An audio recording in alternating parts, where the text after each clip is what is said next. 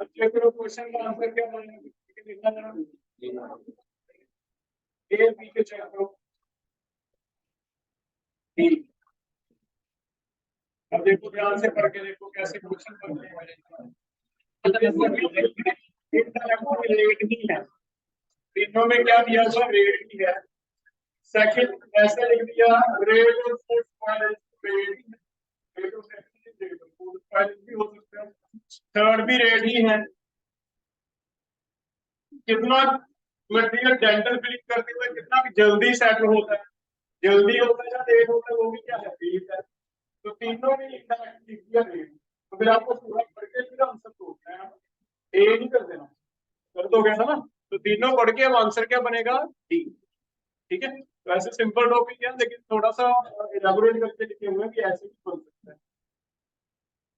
देखो सेकंड समझ आ रहा है।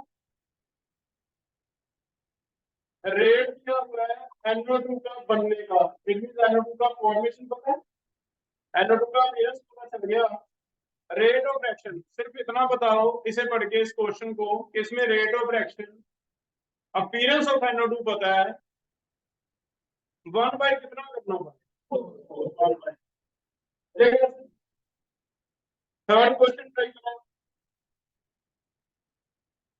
0.5 से 0.4 रह गया, इट मीन रेट में कितना फर्क पड़ गया?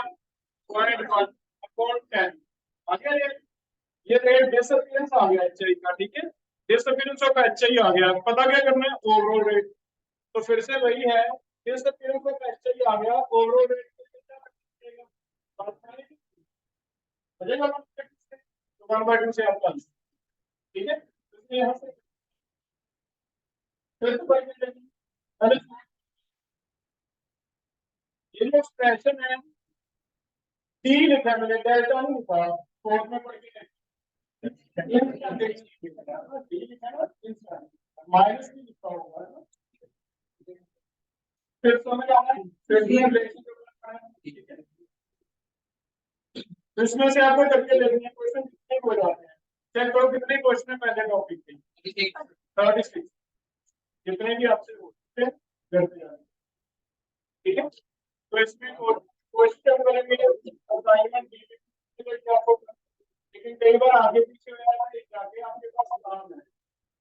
जितने क्वेश्चन हो जाते हैं टॉपिक वाइज, जो टॉपिक पढ़ते जाओगे, नेक्स्ट टॉपिक रेट लॉ है ना, टॉपिक वाइज आपने अपने हिसाब से ये ना एक्सपेक्ट करो कि मैं कहूंगा अंडरस्टूड है करते जाएंगे। ठीक है, कम से कम क्वेश्चन किया आपको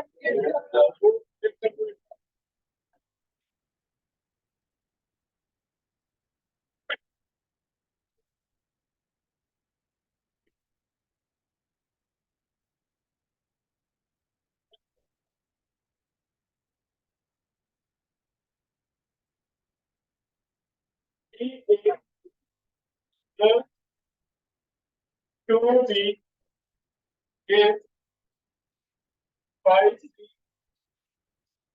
10 given है। appearance of D given है, D के लिए appearance given है कितनी है? इसमें delta D by delta D given है, इसमें क्वेश्चन नहीं लगता आगे तक। ये है 0.04 मोलर पर सेकंड। दो तरह की हीट है, अगर प्रेशर है तो एटमॉस्फेयर, कंसंट्रेशन है तो मोलर। ये गिवन। पहले के लिए बोलना नहीं, हैंड रेज करना है। ए का आंसर किसने कर लिया? Appearance of C, Yashika. Point zero कितना वाला? अपीयरेंस ऑफ किसका पता करना है? ए का। हम लिखेंगे ए और डी दोनों को इसका पता करना है, तो सी और डी दोनों को इसको रखें। सी के लिए लिखेंगे 1/5 appearance of C is equal to 1/10 appearance of D, जो कि गिवन है कितना है? -0.2। ये 5/2 ये करके पहला आंसर चेक करो, मैच हो रहा है सबका। सेकंड के लिए हैंड रेज करो। मान्या 0 अरे बेटा 101 ये डिसअपियरेंस ऑफ ए था। सनमीत किस किस का रिलेशन लिखेगा, लिखवा मुझे। ए और बी का लिखना है। ए के लिए 1 by into disappearance of B is equal to 1 by 10 appearance of D जो दिया हुआ कितना है। देखो भी ऐसे सॉल्व किया, कैसे सॉल्व करके इतना आ जाएगा सबका। ठीक है, आगे थर्ड क्वेश्चन एंड दिस करो थर्ड के लिए। आप बताओ क्या नहीं आपका, मतलब आप बताओ। 0.008 0.008 ठीक है। किस किस का रिलेशन लिखे सोहन, किस किस का रिलेशन लिखेगा इसके बारे में। 1/2 disappearance of B physical 1/10 0 ठीक है, ऐसे आ जाएगा। चेक कर लो ये सही है। एवरेज रेट 0.04 आ रही है, 0.004। भूमि आप बताओ डी को कितने से मल्टीप्लाई करेंगे। 1/10 डी से निकालना, डी का पता है 1/10, तो ये 1/10 और डी हो जाएगा। और डी के लिए कितना 0.004 चेक करो सही है ये आंसर। दो तरह की यूनिट अभी तक हम पढ़ रहे हैं, एक तो मोलर पर सेकंड, एक एटमॉस्फेयर पर सेकंड। अगर प्रेशर है तो एटमॉस्फेयर पर सेकंड, अगर कंसंट्रेशन है कैपिटल है जैसे मोल पर लिख जाओ मोलर पर सेकंड की जगह डिपेंड करता है पर मिनट दे दे, पर आवर दे दे, टाइम पर है। जब तक कहता नहीं चेंज करने की जरूरत नहीं है, पर आवर्स में भी आ जाएंगे। ठीक है, क्लियर है बेटा। आगे बढ़े नेक्स्ट टॉपिक कलम लिखिए। दो तरह के रेट है, एक एवरेज एक इंस्टेंट। ब्रीफ में आपको बता दिया एवरेज क्या है, इंस्टेंट क्या है। एवरेज कैलकुलेट कैसे करना है वो करना। क्लियर, आज हम पढ़ेंगे calculation of instantaneous. Instantaneous rate हमने क्या, किसी पर्टिकुलर मोमेंट पे जो रेट ऑफ एक्शन होते क्या कहते हैं, इंस्टेंट। अब ये कैसे कैलकुलेट करें, ये तो कर नहीं सकते कि टोटल चेंज कितना हुआ डिवाइड टोटल टाइम, क्योंकि टोटल टाइम तो 1 सेकंड ही है, किसी 1 सेकंड में पता करना है। अभी रिएक्शन स्टार्ट की पिक्चर में लेके 5वें सेकंड पे रोक दी, 5वें सेकंड पे कितना रेट है, तो वो तो 5वां सेकंड है, वो तो 1 सेकंड ही है, तो नीचे डेल्टा टी तो हो ही नहीं सकता, तो बहुत ही स्मॉल टाइम है। तो फिर इंस्टेंटेनियस कैसे कैलकुलेट करना है वो आ जाए। ठीक है, तो टॉपिक बनाओ कैलकुलेशन ऑफ इंस्टेंटेनियस।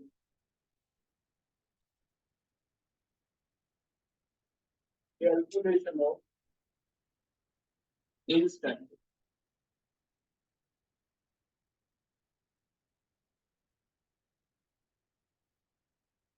दो तरह कैलकुलेट होगा बेटा, एक तो ये हम एक्सपेरिमेंटल कैलकुलेशन पढ़ेंगे, फिर इसका एक फॉर्मूला भी ड्राइव कर देंगे जिससे आप किसी भी टाइम पे बहुत इजीली निकाल पाओ। पहले पढ़ रहे हैं एक्सपेरिमेंट।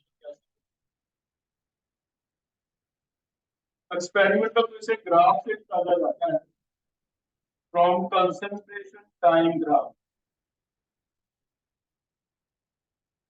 कंसंट्रेशन टाइम कर्व से निकाला जाता है। जैसे आप मैथ में जब फिजिक्स में सॉरी स्पीड निकालते हो इंस्टेंटेनियस स्लोप ड्रॉ करके ऐसे निकालना है, वही केस है। हम कर्व ड्रॉ करेंगे, वहां पे डिस्टेंस टाइम ग्राफ ड्रॉ करते थे, यहाँ कंसंट्रेशन टाइम, उसका एक टेंजेंट ड्रॉ करके स्लोप निकालते थे, सेम है। उसका एक टेंजेंट ड्रॉ करके क्या निकालेंगे, स्लोप। तो फिजिक्स वाला ही टॉपिक है, ओनली डिफरेंस है डिस्टेंस टाइम की जगह ग्राफ क्या है, कंसंट्रेशन। ठीक है, कंसंट्रेशन टाइम ग्राफ दो तरह के मिलेंगे। पहला होगा रिएक्टेंट के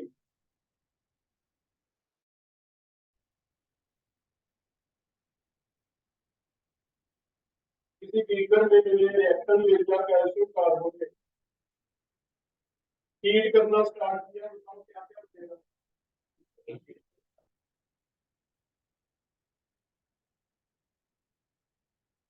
रिएक्टेंट का कंसंट्रेशन का कर्व ड्रॉ करना है।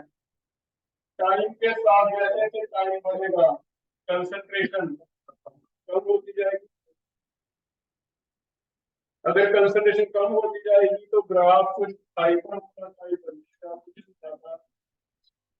इधर कंसंट्रेशन, इधर टाइम, 0 टाइम से स्टार्ट करेंगे बेटा, हम डॉट्स लगाते रहेंगे 5 सेकंड बाद कंसंट्रेशन पहले काफी ज्यादा थी, नक्शे थी 5 बार, फिर 10 बार, फिर 15 बार।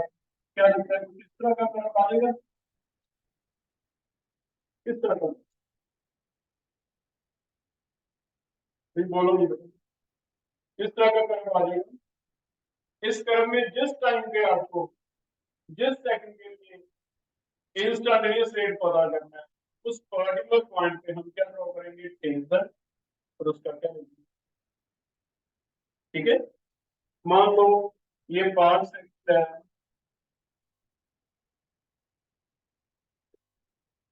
ये 10 है, ये 15 है।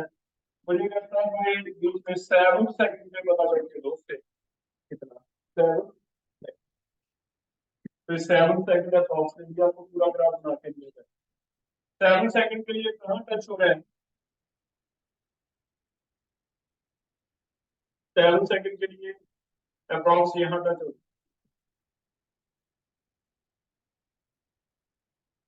इस पे टेंसर की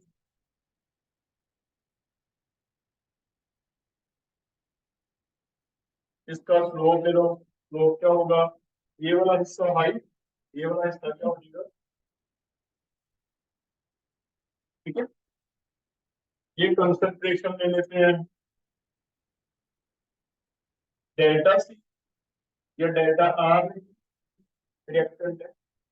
और ये वाला हिस्से को क्या लेते हैं? Delta T.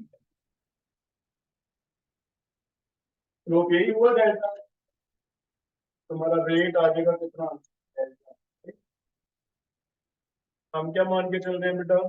ये डॉट जो लगाया मैंने, इस डॉट पे जितनी भी रेट है मैं मान के चलता हूँ कि रिएक्शन अगर अज्यूम करते हैं कि अगर इसी रेट पे चलती, कांस्टेंट रेट पे, कांस्टेंट रेट पे चलती चलती कंसंट्रेशन यहाँ से यहाँ आ जाती, टाइम कितना लगता है इतना। अगर कांस्टेंट रेट भी चले जा रही है तो एवरेज रेट भी सेम ही होगी, कंटिन्यूटी सेम। अगर सेम रेट भी चले जा रही है फिर तो फर्क नहीं आएगा। तो हम ऐसे अज्यूम करते हैं अभी अगर ये सेम रेट पे चलती तो कितनी कंसंट्रेशन कंज्यूम करता? इतना। कितने टाइम में? इतने में। तो आपका एवरेज रेट कितना निकलता है? Delta R by delta. लेकिन अब जब सेम टाइम सेम रेट पे चले जा रही है, कांस्टेंट ही है रेट, तो एवरेज और इंस्टेंट में सेम ही होगी कि उसने चेंज ही नहीं किया अपना स्पीड। तो फिर बस ऐसे करते हैं, हम अज्यूम कर लेते हैं जिस डॉट पे ये मेरी टच किया उस डॉट पे अगर उसी स्पीड पे मान लेके चले जा रही है, चेंज नहीं कर रही, तो कितनी कंसंट्रेशन कंज्यूम होती? इतनी। कितना टाइम लगता? इतना। एवरेज निकल जाती। और एवरेज किसके इक्वल होती? टाइम भी चेंज ही नहीं कर। वैसे हम निकाल सकते हैं डेल्टा आर बाई। तो इसका आंसर होगा इसमें रेट किसके इक्वल होगा? रेट इज माइनस, वो तुम्हें पता है क्यों है, या फिर स्लोप इसका ऑफ चेंज ऑन कौन सा कर्व है? ये कंसंट्रेशन टाइम। ये आपको स्टेटमेंट वाला क्वेश्चन आ सकता है, सेक्शन बना के दे देगी इंस्टेंटेनियस रेट कैसे कैलकुलेट होता है। तो सेक्शन आ जाए, it is equal to slope of tangent किस कर्व पे? ऑन कंसंट्रेशन टाइम पर। ठीक है, तो स्टेटमेंट बना देखिए, वर्ड लाइन याद कर सकते हैं। न्यूमेरिकल में आपको यहाँ पे कुछ वैल्यूज देगा, आप ये वाली वैल्यू चेक कर लोगे कितनी है, ये वाली वैल्यू चेक कर लोगे, निकाल लोगे तो क्या होगा? एक चीज मैंने गलत कर दी, बताओ क्या? डेल्टा नहीं, चाहिए, क्या लिखना चाहिए?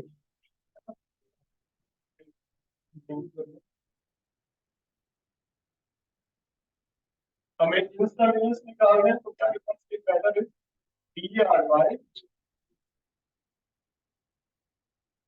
ठीक है।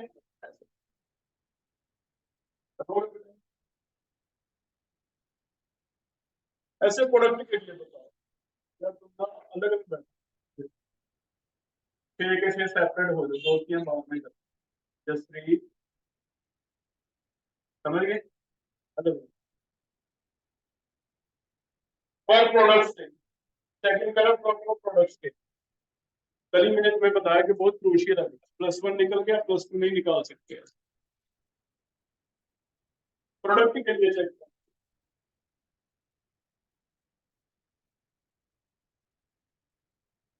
क्या फर्क आएगा प्रोडक्ट की तरफ से?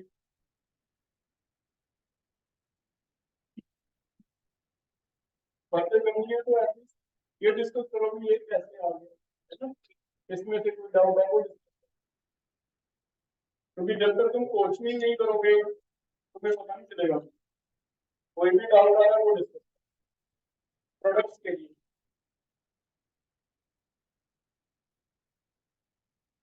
प्रोडक्ट क्या करें, प्रोडक्ट की कंसंट्रेशन क्या होगी? अब कार्बन डाइऑक्साइड की बात करते हैं, बढ़ेगी, बढ़ेगी तो फिर कुछ इस तरह का कर दें,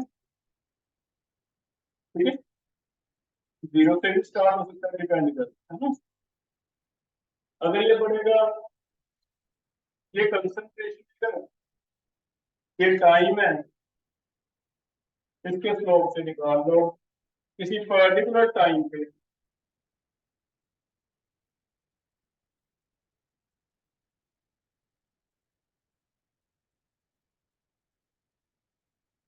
ये इसका स्लोप हो गया, है ना,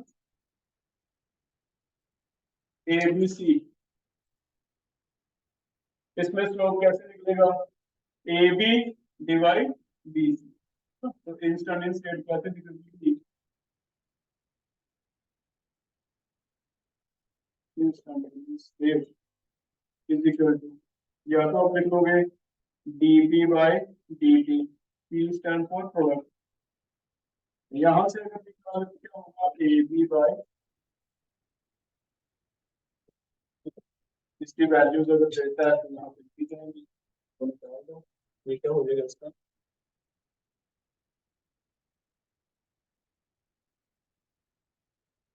चलोगे बेटा, तो बस क्रम में फर्क है, ये नीचे की तरफ आएगा, रिएक्शन तक कम होगा, प्रोडक्ट क्या होगा?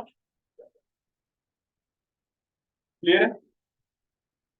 हो जाएगा ये, हम एक्सपेरिमेंटली निकालते हैं पूरा एक्सपेरिमेंट चेक करेंगे, अलग अलग टाइम पे देखेंगे कंसंट्रेशन में 3-4 पॉइंट रोक के वहां डोज लगा लेंगे, फिर रफली मिला लेते हैं, कर्व आ जाएगा, उससे जिस टाइम पे तुम्हें करना उस टाइम पे तुम स्ट्रोक खींच के करोगे। आगे चलते हैं एक्सपेरिमेंटल के बाद। मेन तो हमारा है थ्योरेटिकल, हमें कोई फॉर्मूला चाहिए जिस फॉर्मूले से हम क्लास में कर सके काम, ये तो एक्सपेरिमेंट के लिए लैब में जाना पड़ेगा, है ना। तो फिर थ्योरेटिकल फॉर्मूला इसका देखते हैं। नेक्स्ट लिखो थ्योरेटिकल डिटरमिनेंट। थ्योरेटिकल में एक लॉ पढ़ा है,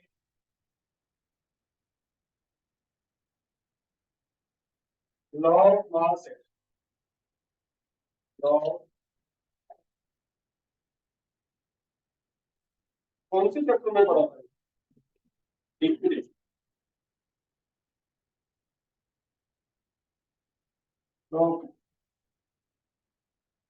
ये मेरे एक भी थ्योरी समझाता है, इसके अकॉर्डिंग रेट जो है किसी रिएक्शन की, अगर कोई रिएक्शन हम ऐसे लिखें ए प्लस बी, इससे बन रहे हैं प्रोडक्ट, रेट इस पे डिपेंड करती है कि कहता है रेट सीधा सीधा डिपेंड करता है कंसंट्रेशन। अगर कंसंट्रेशन रिएक्टेंट की ज्यादा है तो रेट भी ज्यादा है, अगर कंसंट्रेशन कम है रेट भी कम है। ये स्क्वायर ब्रैकेट का मतलब वहां भी आता था, एक्टिव मास कहते थे मोल है, कम लिखा है मोल पर कंसंट्रेशन पर। कंसंट्रेशन पे डिपेंड करता है, लेकिन ये कोएफिशिएंट क्या होते हैं बेटा, पावर बन जाती है ए की पावर ए बी की पावर। ये मैं ऐसे बताता है कि एक वेसल है, एक वेसल में ए है और बी है, ए और बी प्रोडक्ट तभी बनेंगे अगर वो आपस में टकराएंगे। जब तक ए और बी टकराते नहीं प्रोडक्ट नहीं बनता। जितना जल्दी जल्दी टकराएंगे उतना ही चांस ज्यादा है प्रोडक्ट बनने के। अगर वो जल्दी से टकरा ही नहीं पा रहे, ए अलग घूम रहा है बी अलग घूम रहा है, पास ही नहीं आ रहे, फिर रिएक्शन होने के चांस है नहीं है। तो जितना ए और बी जल्दी जल्दी आपस में टकराएंगे उतना ही चांस ज्यादा है कि रिएक्शन हो प्रोडक्ट बने। मींस जितने जल्दी जल्दी टकराएंगे उतना ही फास्ट क्या होगी। अब जल्दी कब टकराएंगे, मान लो ए और बी आपस में रैंडम कोलाइड कर रहे हैं, घूमे नहीं, आपस में कोलाइड करते हुए उस ये तीन भी डालते हैं। सोचो इतनी साइज में 6 भी कर दूं तो क्या लगता है प्रोबेबिलिटी बढ़ेगी टकराने की या कम होगी? बढ़ जाएगी। जितना बेटा हम क्राउडेड प्लेस पे जाते हैं, जितना क्राउड बढ़ता जाएगा, हम कभी मॉल में गए, जिस दिन ज्यादा क्राउड है उस दिन चांसेस है कि हम एक दूसरे से टकराएं। क्राउड नहीं है, खुली है जगह, फिर टकराने के चांस क्या है, कम। तो सिंपल डेली लाइफ से इसने रिलेट कर दिया कि हम लेटर ऑन पढ़ेंगे इसी चैप्टर में। इसे कहते हैं कोलिजन थ्योरी। कोलिजन थ्योरी ये लास्ट पे पढ़ेंगे दोबारा से डिटेल। भी सिर्फ इतना मान के चलो कि लॉ ऑफ मास एक्शन जिसने भी दिया है वो डेली लाइफ के एग्जांपल सेट कर रहा है। वो कहता है जितना ज्यादा क्राउडेड है उतना ही आपस में ज्यादा टकराते हैं। लेकिन अगर मॉलिक्यूल ज्यादा टकराएंगे इनको फायदा होता है कि इलेक्ट्रॉन का पास ज्यादा कब टकराएंगे, कंसंट्रेशन का फर्क। यहाँ कंसंट्रेशन कम है 3A3 की, यहाँ कंसंट्रेशन ज्यादा 6A6 की, तो चांसेस क्या है ज्यादा। अगर मैं इसे और बढ़ दूं 9A9B कर दूं तो और ज्यादा प्रॉब्लम, तो फिर टकराने के चांसेस क्या है ज्यादा। बहुत ही सिंपल वे में हमने एक्सप्लेन कर दिया, जितनी कंसंट्रेशन ज्यादा उतना ही। ठीक है, क्वेश्चन इसमें आइडिया पावर तो ऐसे लिखा जाता है रेट। हमें इक्वल करना है, इक्वल करने के लिए कैसे करते हैं, कांस्टेंट कांस्टेंट करेंगे हम ए की power. This is known as law of mass action. इसके साइंटिस्ट के नेम भी मैंने आपको बताए थे, गुलबर्ग एंड बार्ग। एक बार ये भी क्वेश्चन पूछा गया कि किसने दिया था, गुलबर्ग एंड, ठीक है, गुलबर्ग एंड बार्ग इनके साइंटिस्ट हैं जिनने। इसे नोट करो, लिख रहे हैं दोबारा से लिख लेते हैं एक बार डेफिनेशन क्या है।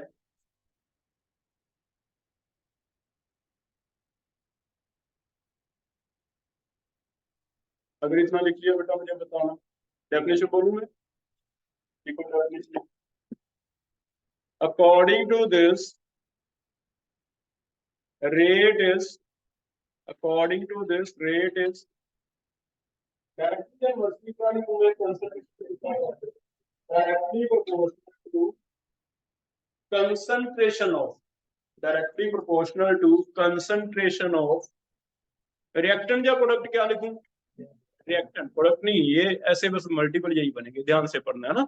Directly proportional to concentration of reactants raising to powers कितनी, raising to powers as their balance chemical,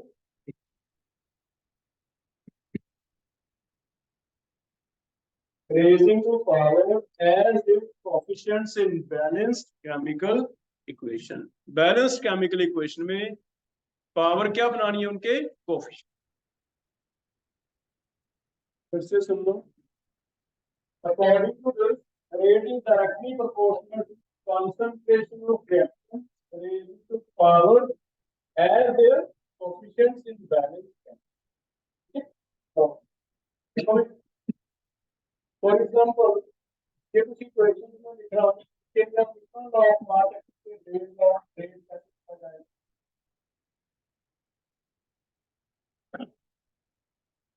इसका रेट कैसे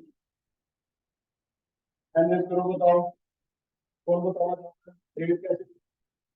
इसका ए की पावर ऐसे लिखेंगे, कंसंट्रेशन ऑफ एयर पावर 2। आगे बोलो, बी की पावर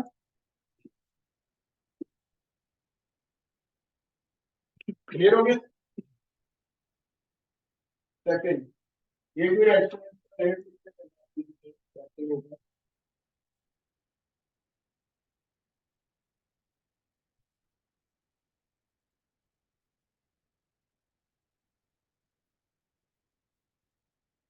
चेक करना क्या ये रेडॉक्स है, चेक करो उसमें से रेडॉक्स कहाँ है,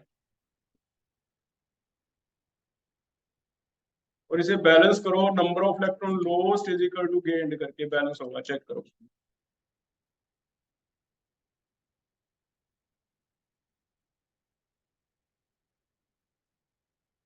इन इन एसएन कितना ऑक्सीडेशन नंबर है, +2, इधर कितना है, +4, 2 से कितना हो गया 4,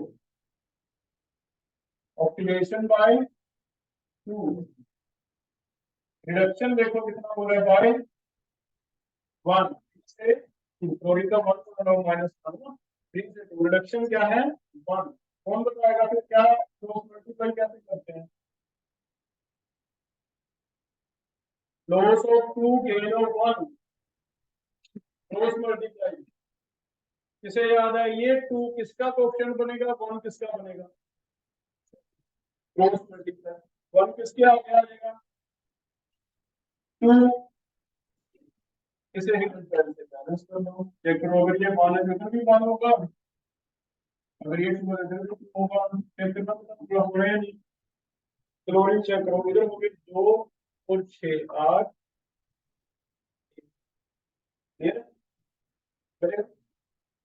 अब इस रिएक्शन के बारे में आप अपनी copy law of mass formal का अंडरस्टूड होता है, ठीक है फॉर्मल, इसके बारे में रेट के देखो SmCl2 की पावर 1 FeCl2 की power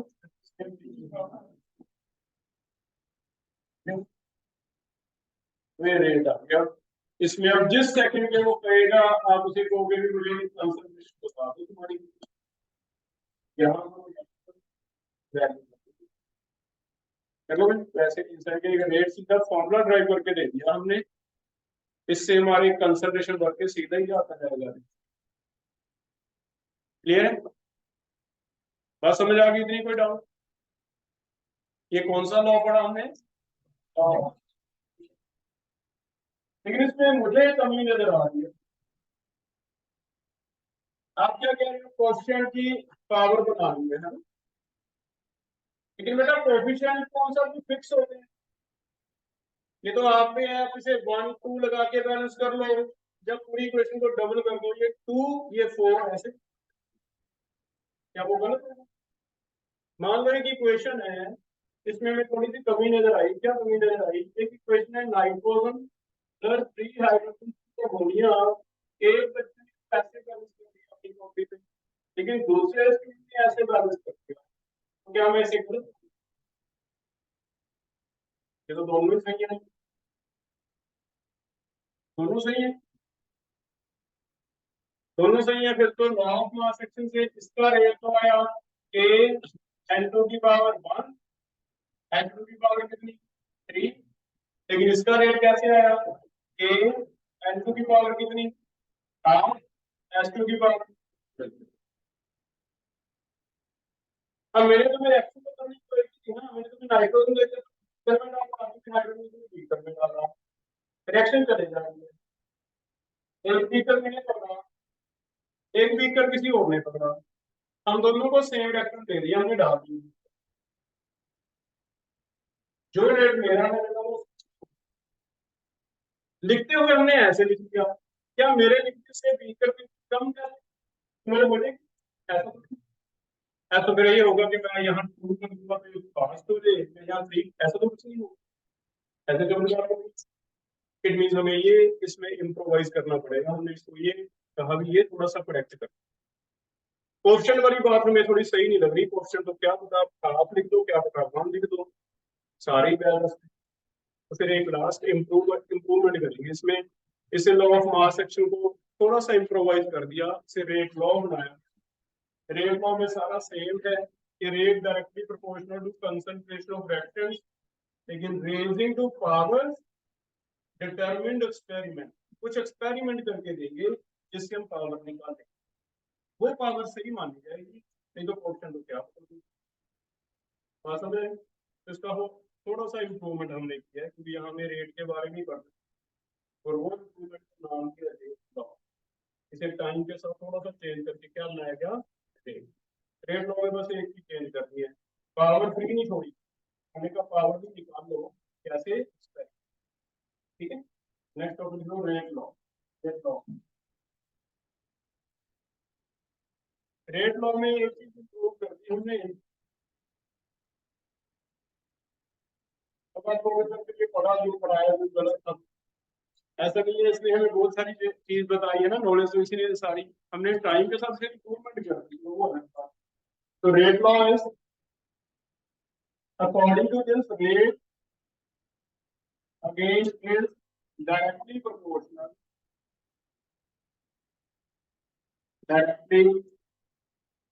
proportional to concentration of reactants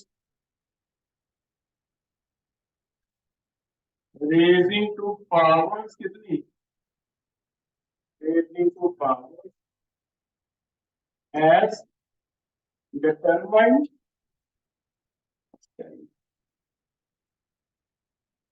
power में चेंज है, हम श्योर हो जाए।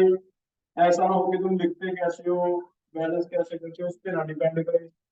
तो पावर कैसे निकालेंगे एक्सपेरिमेंटली, तो ये एक्सपेरिमेंट कैसे करते हैं वो हमें समझ पड़ेगा, फिर हम पावर निकाल दीजिए, फिर हमारा लॉस कैसे, उससे किसी की भी रेट आप किसी भी टाइम पे निकाल, ठीक है। तो ये काम थोड़ा सा और बढ़ गया हमारा। एक्सपेरिमेंट कैसे निकालते हैं, डिटरमिनेशन ऑफ पावर,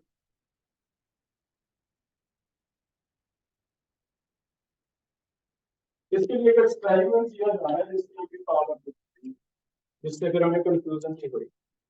इस पावर को एक नाम दिया जा रहा है, ये भी इम्पोर्टेंट है।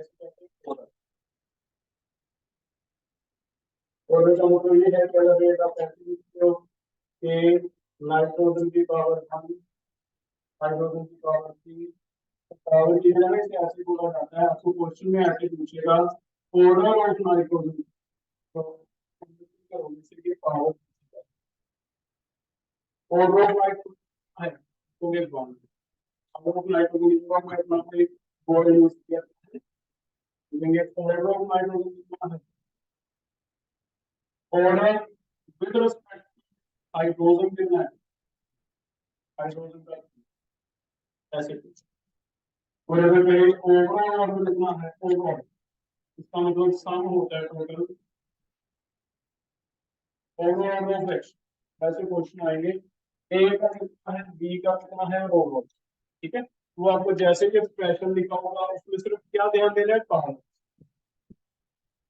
1 किसका ऑर्डर है, नाइट्रोजन। 3 टोटल ओवरऑल, ठीक है। अब ये ऑर्डर करने की बात आ जाती है हमारा काम, तो इसके लिए एक एक्सपेरिमेंट है बहुत सिंपल सा, ऑर्डर निकालने का एक्सपेरिमेंट निकालने, ये लिख लिया ना, एक्सपेरिमेंट। एक्सपेरिमेंट क्या है, इसे कहा जाता है initial rate plan. Initial rate, हम एक एक्सपेरिमेंट करने जा रहे हैं, देखो मान लो ए और बी दो एक्टर है, हमें नहीं पता इनकी पावर कितनी कितनी है, हमें निकालनी, हमें ये लेके कुछ एक्सपेरिमेंट कर लेंगे। क्या एक्सपेरिमेंट है, हम एक टाइम पे एक की कंसंट्रेशन चेंज करेंगे और देखेंगे रेट पे क्या असर हो रहा है, दूसरे की नहीं करेंगे। मान लो एक ही कंसंट्रेशन वन मोलर ले ली, ये वन मोलर ले ली, हमने इसकी रेट निकाली और इसकी रेट मान लो 0.01 आ गई, ठीक है। ये कैसे निकाली होगी, ग्राफ प्लॉट किया, स्लोप प्लॉट किया, टेबल मिलाया साथ, इन कंडीशन के लिए इतनी आ गया, ठीक है। तो हमने दो एक्सपेरिमेंट करें, पहला एक्सपेरिमेंट ए और बी में से एक सेम रखेंगे, एक चेंज करेंगे और नई रेट देखेंगे जो,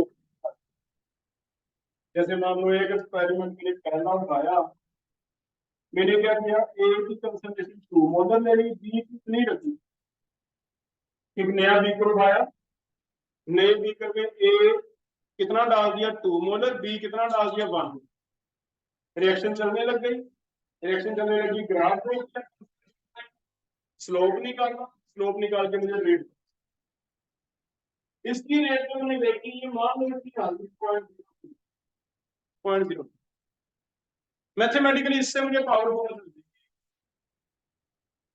कैसे, इस रेट का एक्सप्रेशन मैंने किया R1, ये कितना था, K कांस्टेंट था, A की कंसंट्रेशन मान लो पावर मुझे पता है x है, B की पावर कितनी है, y है, मैं अपनी तरफ से R1 A1 B1 ये एक्सपेरिमेंट करता हूं, ठीक है।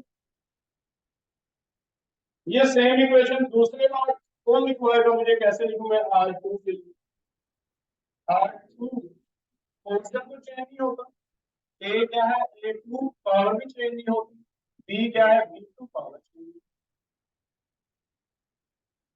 रेशो, अगर हम रेशो ले रहे हैं ध्यान से देखो, R2 बाई R1 कर रहे हैं, R2 बाई R1 क्या क्या कट जाएगा, K लाने को काट दें, B मैंने सेम रखा इसीलिए, ये कंडीशन है, एक सेम रखो एक चेंज करो, दोनों प्रवेश करनी आए, तो चेक करना क्या B कट जाएगा, B कट जाएगा तो R2 बाई R1 की किताब क्या रह जाएगा, यहाँ A2 बाई A1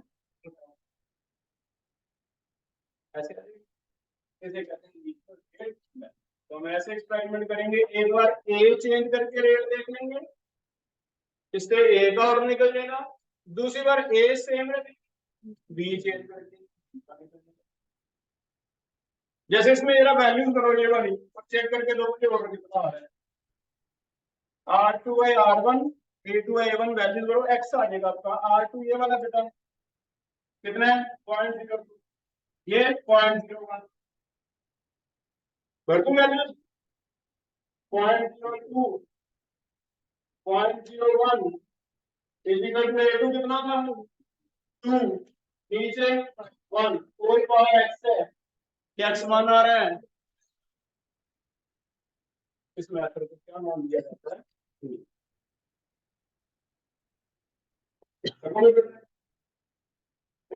ये समझ आ रहा है।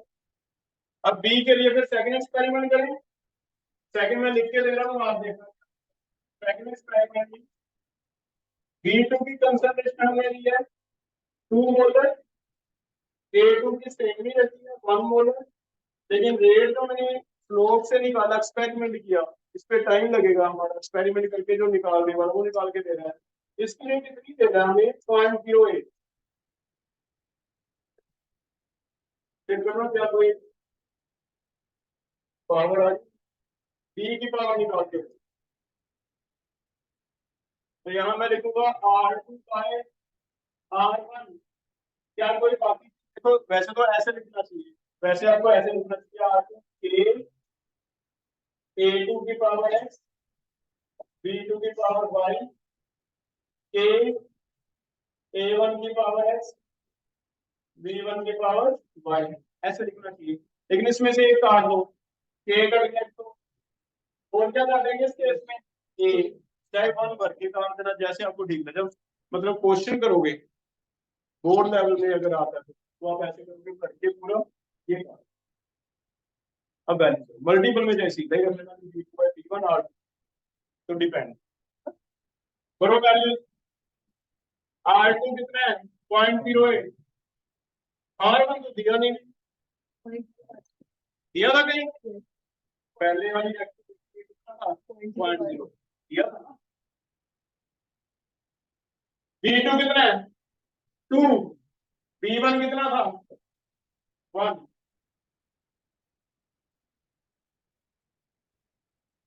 2 1 होल पावर 5 निकालो भाई कितना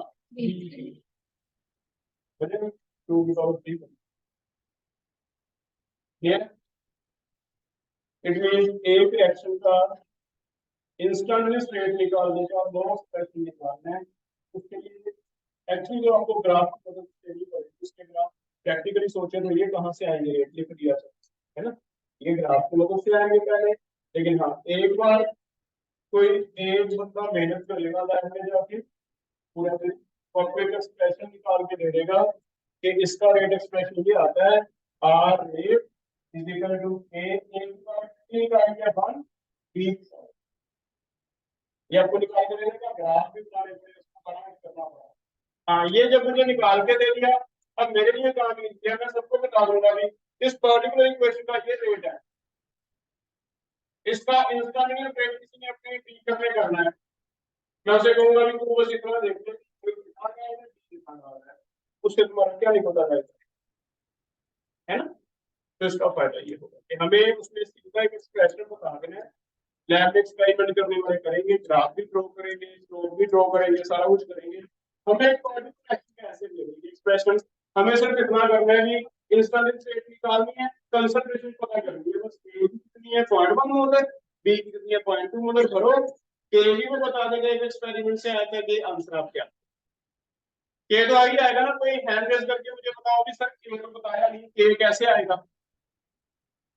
अब तो किसी एक एक्सपेरिमेंट का रेट पता है, ए पता है, बी पता है, क्या रहेगा के तो सेम ही रहेगा, किसी में भी वैल्यूज भर के के निकाल लेंगे, के उतना चलता है। मान लो अमोनिया बना रहे हैं बेटा, H2 प्लस होना तो पावर 1 H2 की पावर 3, लेकिन इतनी होती है, कई बार तो फ्रैक्शनल भी आती है बात, आने तो कोई बात नहीं, क्योंकि एटलीस्ट से हमारे जो एक्सपेरिमेंट जो हम चाहते हैं रेट वो तो सही आएंगे ना। हम रेट के रुकना जब कॉपी पे करके बता रहे एक्सपेरिमेंट आया है ऐसा, हम चाहते हैं कि कोई बंदा एक्सपेरिमेंट करे उसको सही रिजल्ट मिले, तो सही रिजल्ट आएंगे क्योंकि आपने भी क्या निकाला है एक्सपेरिमेंट से। तो अलग अलग रिएक्शन के ऑर्डर पहले निकाले जाते हैं, फिर वो एक्सप्रेशन माना जाता है सही, उसमें बाकियों को देखते हैं कि इसमें अब तुम कर लो इंस्टेंट रेट निकालते जाओ ऐसे। क्लियर हो गया। अगर क्वेश्चन पॉइंट ऑफ व्यू से देखें तो दो तरह का है, एक तो ग्राफ से निकालना आता है हमें, एक रेट लॉ से निकालना। ग्राफ से कैसे निकालना है, ग्राफ ड्रॉ किया होगा, आपको पॉइंट लगा के टेंजेंट ड्रॉ करके स्लोप निकालना है। रेट लॉ से अब रेट लॉ क्या होगा, वैल्यू करके बीच में क्वेश्चन जो मोस्ट इंपोर्टेंट है मैंने बताया आपको, ऐसे वैल्यू दी जाएगी जिससे आपको क्या निकालना होता है। ठीक है, टॉपिक समझ आ गया। अब इसमें से क्वेश्चन पार्ट देखते हैं कैसे आएंगे। पहले डिटर्मिनेशन ऑफ ऑर्डर के ज्यादा क्वेश्चन आते हैं क्वेश्चन में, determination of order, determination of order के क्वेश्चन आते हैं। पहला आपको एक्सपेरिमेंट डाटा दे दिया, ऑर्डर खुद निकालने हैं। ये एक एक्सपेरिमेंट है, इसकी कंसंट्रेशन है 0.1 मोलर, ये है 0.2 मोलर, ये है 4 into 10 पर माइनस। ये मैंने अपना डाटा तुम्हें दे दिया, मैंने ऐसे एक्सपेरिमेंट, सेकंड एक्सपेरिमेंट किया है 0.1 मोलर, 0.1 मोलर, ये है 2 into 10 पर माइनस। थर्ड एक्सपेरिमेंट किया 0.2 मोलर, 0.2 मोलर, 1.6 into 10 पर माइनस 2।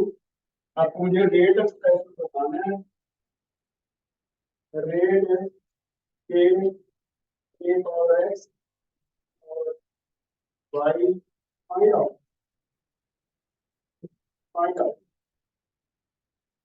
एक्स एंड वाई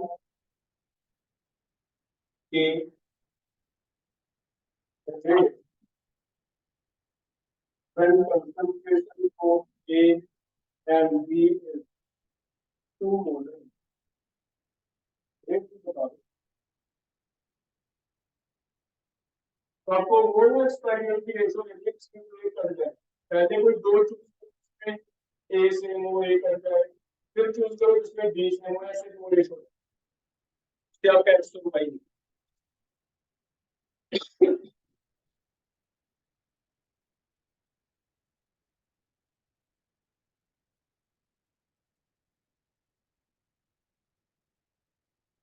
अगर मैं देखना ऐसे मान लो, ये मान लो A1 अंडरस्टूड मान लेते हैं, पहले का तीनों चीजें 1 1 है, A1 B1 R1, A2 B2 R2, A3 B3 R3, समान है।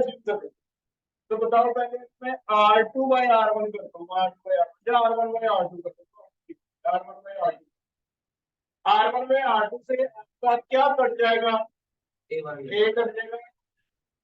अगर A कट जाएगा तो B की रेशो से X निकलेगा ना Y, पहले Y, ठीक है। तो पहले दो एक्सपेरिमेंट से क्या निकलेगा, Y।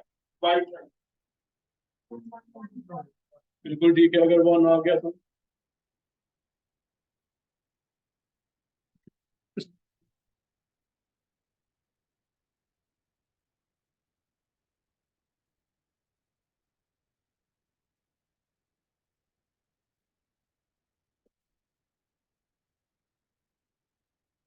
इधर करने के छोड़ दो, ये और ये क्या, तो बी का और ए का रेशो है, ये सेम है, कट गया, सीधा बी रख लू मैं, B2/B1,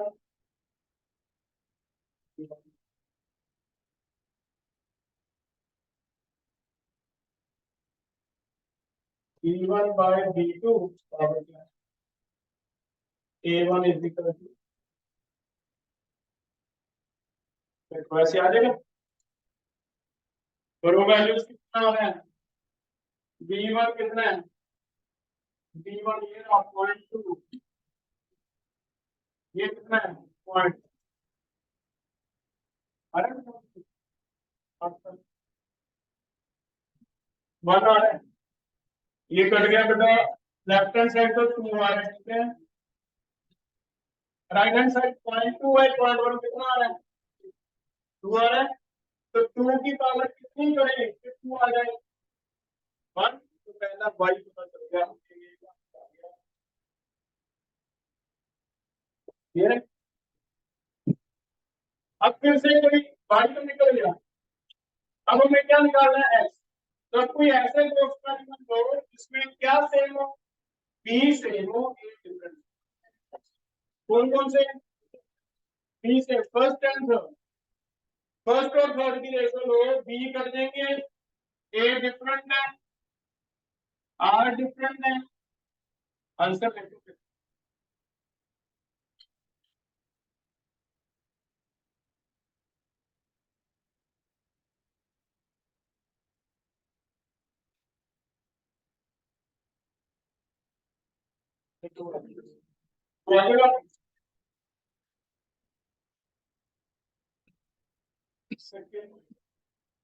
और 3/R1 लिख देना आपने ऐसे, ठीक है। फिर बोर्ड में क्वेश्चन करना है, ऐसे लिखना है, हमने शुरू हो जाएगा 3 और 1, a कर गया A3/A1 पावर x, b लिख के डाल दोगे तब भी ठीक है, नहीं तो बाद में लिख देना कि B1 और B3 क्या है, सेम है, तो अंडरस्टूड हो गया। वैल्यू देखो R3 कितना है, 1.6 into 10 पर माइनस, ये कितना है 4 into 10 पर minus 3 is equal to, A3 कितना है, A3 0.2, A1 0.1, 4 पावर 1, ठीक है, तो भाई ये तो मेरा 2 आ रहा है, x, ये तो मेरा 2 आ रहा है, 2 पावर x, ठीक है, 4 आ जाएगा, 10 पर माइनस 2, 10 पर माइनस 3, कट कर, नीचे कितना बचा, 10 पर -1, 10 पर मान ऊपर जाएगा तो 10, 16 बन जाएगा, 16/4, 4 आ गया, 2 की power x is equal to 4 आ जाएगा, तो 4 आपको लेके आना है 2 की पावर x, x कितना लेते हैं, तो x 2 है, बनेगा बेटा, हमें जो क्वेश्चन करोगे, कोई हैंडल करो बेटा, कोई डाउट है, क्लियर है। बस इतना का आपको खुद सोचना है कि किन दो की रेशो लेनी है, पहले को देगा एक से देगा तो टू का देगा। अब सेकंड और थर्ड बी मैंने क्या पूछा था सेकंड क्वेश्चन, कैलकुलेशन ऑफ के। पहला एक्सपेरिमेंट उठा लो, रेट का फॉर्मूला आ गया ए की पावर कितनी निकाली है 2, बी की कितनी 1। पहला एक्सपेरिमेंट उठा लो, कैलकुलेट आर कितना पहले में 4 इंटू ए कितना पहले में 0.1, बी कितना है इसे दो डिवाइड करते हैं ए चेक करो। तो ये बेटा ये समझ आ गया। लास्ट में सी का ये हमको एक्शन पता चल गया ए की पावर 2 बी की पावर 1। रेट पता करना है इसका डेली, कोई भी कंसंट्रेशन लेके स्टार्ट करो, आप रेट बता दोगे क्या कंसंट्रेशन रेट बन गया ए कितना लो 2 और बी कितना कह रहे हैं 2 तब कितना आ जाएगा रेट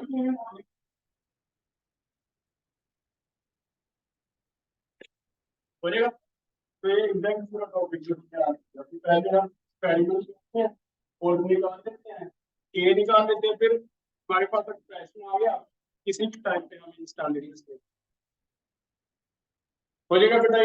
थ्योरी में 3 पॉइंट आए हैं। पहला इंस्टेंटेनियस करंट से स्लोप से पता चलता है। दो डेफिनेशन आई है, law of mass action and rate law. Comparison आ सकता है कि कौन सा बेटर है, लॉ ऑफ मास एक्शन या rate law. Law of mass action की लिमिटेशन है, कोएफिशिएंट में चेंज है ना, कभी भी चेंज कर सकते हैं बस ये ठीक है। इतना इतना करके आओ, पीछे जो क्वेश्चन है 30-35 तक जितने क्वेश्चन ही होते हैं। एक बेटा अल्कीन के डाउट हो गए हैं आपके, जो एक शीट दी थी हाइड्रोकार्बन की, अल्कीन्स वाली चेक कर लेना। शाम को 5 से 6 भी क्लास रखी है सुबह से, वो ले मेरे ख्याल में। अगर कोई ऐसा तो शाम को 5 से 6